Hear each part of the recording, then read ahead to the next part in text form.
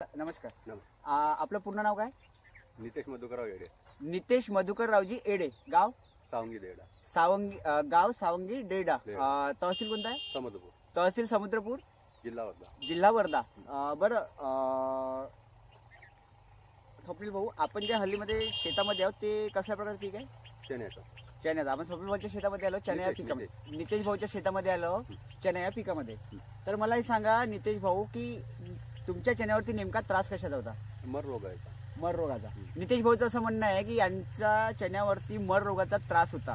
ठीक आहे. तर नितेश भाऊ मला हे सांगा की आता हल्लीमध्ये आपण ज्या शेतात उभं चण्याच्या तिथं मर वगैरे काही दिसत नाही. तर मला हे सांगा की याच्यावरती तुम्ही कोणत्या प्रकारची औषध फवारणी केली? श्री साई गणेशामधून स्त्रीनाशक जे औषध आहे ते आणलं आणि ती फवारणी, त्याची फवारणी केली. अच्छा. नितेश भाऊचं असं म्हणणं आहे की यांनी श्री साई गणेश कृषी केंद्र हिंगणघाटवाल्यांनी जे यांना त्रिनाश नावाची औषध जे दिली ते फवारणी केली. तर मला हे सांगा नितेश भाऊ की तुम्ही जे त्रिनाश, जे श्री साई गणेश कृषी केंद्रवाल्यांनी तुम्हाला त्रिनाश औषध दिलं त्याचे ते फवारणी केल्याच्या नंतर तुम्हाला काय त्याच्यामध्ये चांगलेपणा दिसून आला? चांगलं म्हणजे मर रोग तो थांबली. अच्छा. आणि जे ब्रांचेस वगैरे आहे थोडं ब्रांचेसचं हे प्रमाण वाढलं आहे. अच्छा. आणि चणा पण असा वाटत आहे का म्हणजे येणाऱ्या जाणारे म्हणताय की चणा आधी कसा होता आणि आणि आता कसा आहे. म्हणजे आधी लहान होता, हाईट वगैरे होती, काहीच नाही आणि पूर्ण असा बसल्यासारखं नितेश झालं. भाऊचं असं म्हणणं आहे की यांनी जेव्हा श्री साई गणेश कृषी केंद्र हिंगणघाट यांनी जे दिलं त्रिनाश नावाचं औषध दिलं याच्यामध्ये यांचा मर रोग पूर्ण थांबून गेलेला आहे. त्याच्यामध्ये आणखी पण त्यांनी 2 औषध वगैरे दिल्या होत्या ज्याच्यामध्ये वाढ, फूट वगैरे, ब्रांचिंग वगैरे सगळं झालेली आहे. क्वालिटी चांगली आहे आणि अंतर वगैरे झाकत आहे. तर मलाही सांगा नितेश भाऊ की जसं आजपर्यंत तुम्ही खूप मलाही सांगा की तुम्हाला श्री साई गणेश कृषी केंद्रवाल्यांनी तुम्हाला कसल्या प्रकारचं बुरशीनाशक दिलं का याच्यावरती मारायला? नाही बुरशीनाशक नाही दिलं ना. आणि जसं तुम्ही आजपर्यंत खूप प्रकारचे बुरशीनाशक वापरले असेल, मारत होते, मरसाठी औषधं मारत होते, त्याचा तुम्हाला प्रॉपर रिझल्ट भेटत होता का? नाही.